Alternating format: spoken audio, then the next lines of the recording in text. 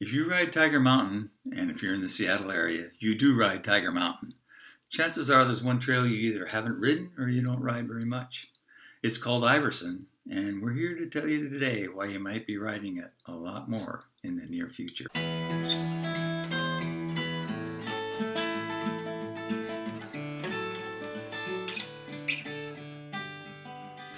So for us old timers, Iverson has a special place in our hearts. In days of yore, it was one of only 3 trails that were open to mountain bikes on Tiger Mountain. If you wanted to do a long ride on Tiger without repeating yourself, you rode up the Fire Road, came down Preston and Northwest Timber Trail, and then you rode up the other road and came down on Iverson, and that was it. But in the past decade, with an explosion of new trail building on Tiger, Iverson has pretty much been forgotten. That may be about to change. The reason Iverson fell into neglect is that it's not a long or technical trail.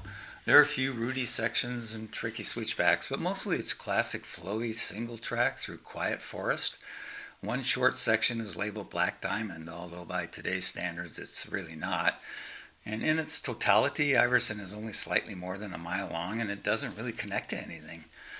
To get to Iverson, you park at the standard lots at East Summit, and then you head up the West Side Road, not the East Summit Road. About a mile and change up, you see the Iverson trailhead on your right. From that point, you basically ride up and down along a ridge before dropping back down to the parking lot. But here's the deal. There's so much potential for great trails on the Iverson side of Tiger Mountain. Trails that not only are fun and challenging, but also, being on the south side of the mountain, stay drier in the winter. The hiking community has long known this and reserved the south side of the mountain for themselves, but hiking today on Tiger is absolutely dwarfed by mountain biking, and the south side of Tiger is primed for new trails. So keep Iverson in mind the next time you ride Tiger. Check it out, even if long ago you dismissed it as passé. Having said all this, the current Iverson is not long for the world. Logging is scheduled to take place over the next year or so, closing the trail for that period.